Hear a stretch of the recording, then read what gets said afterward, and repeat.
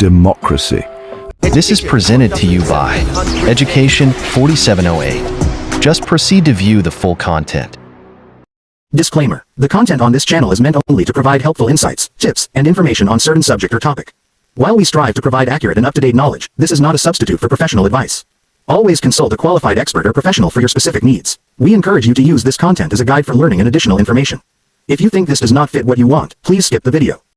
Ang pamahalaan ay maaaring uriin sa iba't ibang klase batay sa pamamahagi ng kapangyarihan, proseso ng paggawa ng desisyon, at may hawak ng awtoridad. Narito ang mga pangunahing uri ng pamahalaan, kasama ang kanilang mga paliwanag at katangian. 1. Demokrasya. Kahulugan, isang sistema kung saan ang kapangyarihan ay nasa kamay ng mga tao, maaaring direktang makilahok o sa pamamagitan ng mga halal na kinatawan. Pangunahing katangian. Direktang demokrasya, ang mga mamamayan ay direktang lumalahok sa paggawa ng desisyon, sinaunang Athens. Kinatawang demokrasya, ang mga mamamayan ay humahalal ng mga kinatawan upang gumawa ng desisyon para sa kanila, US, India. Kahalagahan, nagpapalaganap ng pagkakapantay-pantay, kalayaan, at pananagutan, tinitiyak na ang pamahalaan ay sumasalamin sa kagustuhan ng tao. 2. Republika. Kahulugan, isang anyo ng demokrasya kung saan ang pinuno ng estado ay inihahalal, at ang pamahalaan ay gumagana sa ilalim ng isang konstitusyon. Pangunahing katangian. Karaniwang kahalintulad ng tinatawang demokrasya. Mga halimbawa, United States, Germany. Kahalagahan, tinitiyak na ang kapangyarihan ay nagmumula sa tao at limitado ng mga batas upang maiwasan ang awtoritarianismo. 3. Monarkiya. Kahulugan, isang sistema kung saan ang isang hari, reyna, o emperador ang namumuno, karaniwang ayon sa pagmamana ng trono. Mga uri, ganap na monarkiya, walang limitasyon ang kapangyarihan ng monarko, Saudi Arabia. Konstitusyonal na monarkiya, ang kapangyarihan ng monarko ay formal o limitado ng konstitusyon, United Kingdom, Japan. Kahalagahan, nagpapakita ng tradisyon at pagpapatuloy, ngunit ang ganap na monarkiya ay maaaring kulang sa mga check at balanse sa kapangyarihan. 4.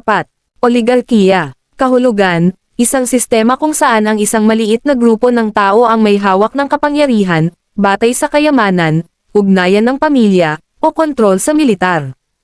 Pangunahing katangian. Mga halimbawa, sinaunang Sparta o ilang sistemang kontrolado ng korporasyon. Kahalagahan, maaring magdulot ng mabilis na paggawa ng desisyon ngunit madalas na nag-aalis ng mas malawak na partisipasyon at pagkakapantay-pantay. 5.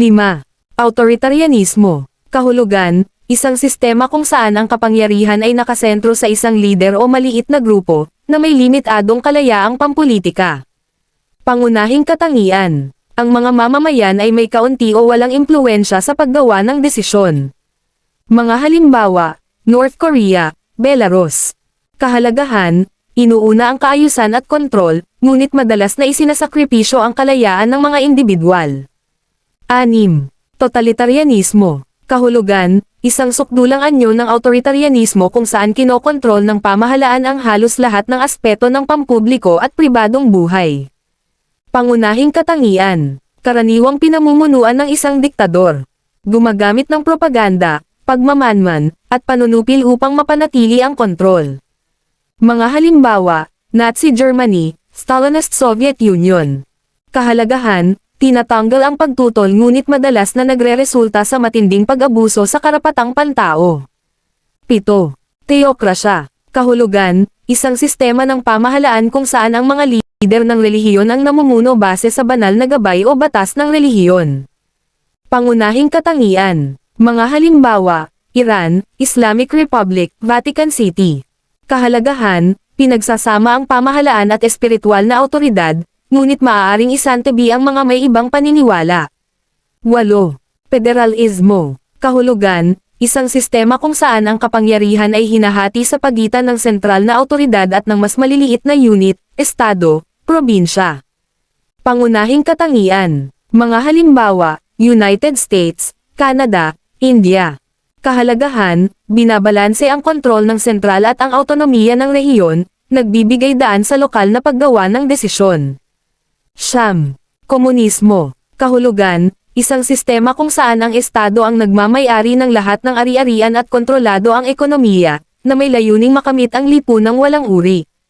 Pangunahing katangian. Mga halimbawa, dating Soviet Union, Cuba, China, may mga pagbabago. Kahalagahan, nais alisin ang hindi pagkakapantay-pantay ngunit madalas na nauuwi sa sentralisadong kapangyarihan at kakulangan sa personal na kalayaan. 10. Sosyalismo. Kahulugan, isang sistema kung saan ang pamahalaan ang kumokontrol sa mga pangunahing industriya at mapagkukunan upang tiyakin ang pantay na ekonomiya, habang pinapayagan ang ilang pribadong pagmamayari.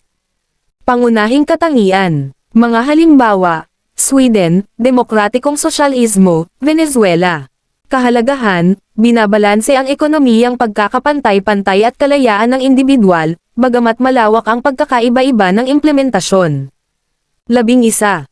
Anarkiya. Kahulugan, ang kawalan ng formal na pamahalaan. Pangunahing katangian. Itinataguyod ang sariling pamamahala at kusang kooperasyon. Bihirang makita sa praktika, madalas nangyayari sa mga panahong transisyonal, HAL, Somalia noong 1990s. Kahalagahan, binibigyang diin ang kalayaan ng individual ngunit madalas nagdudulot ng kawalang tatag. Ang bawat uri ng pamahalaan ay may kani-kanyang kalakasan at kahinaan, na madalas naaapektuhan ng mga kultural, kasaysayan, at ekonomiyang salik.